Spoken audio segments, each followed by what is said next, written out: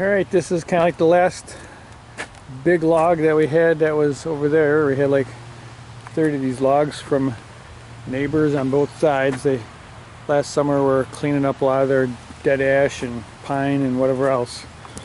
So let's have a look and see. Yeah, so I think we're probably like 17. Alright, this isn't too dirty. The previous log was pretty dirty, so what we decided to try is a wire brush. So we got a lot of mud,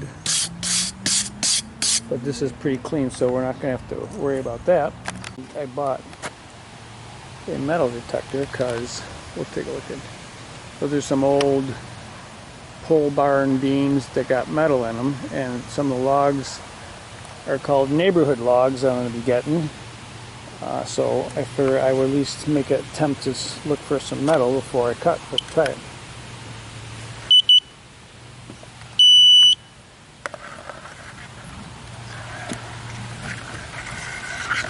I wouldn't expect any of these. These are just trees from the neighbors, but you never know. See, this picks up the log dog. Doesn't go super deep, but I'm only doing surface cuts.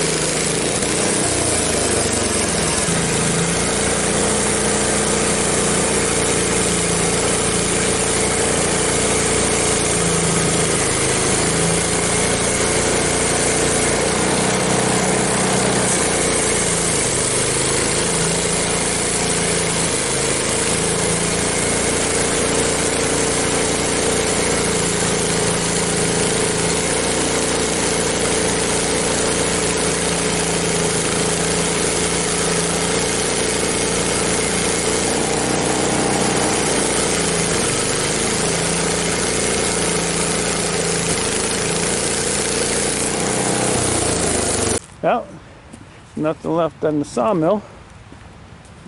Let's have a look. We got two 1-inch boards, and we got three 3/4 boards, and that's like a 1/2-inch board. That's a stack of 1.5-inch boards, and that's like some toppers that maybe we will use as transition pieces. So that was a fun saw. It went pretty good. I think it helped. I cleaned out the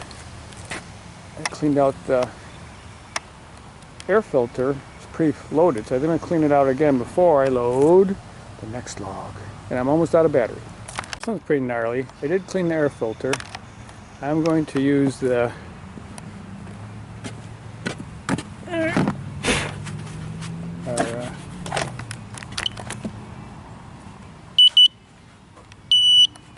this, because this came from my son's house. It's pretty punky,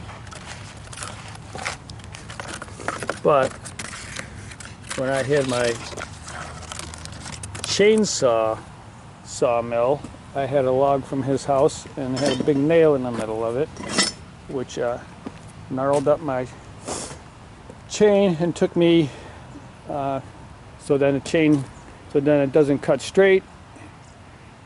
And that took me like half a year to figure out what the problem was with that.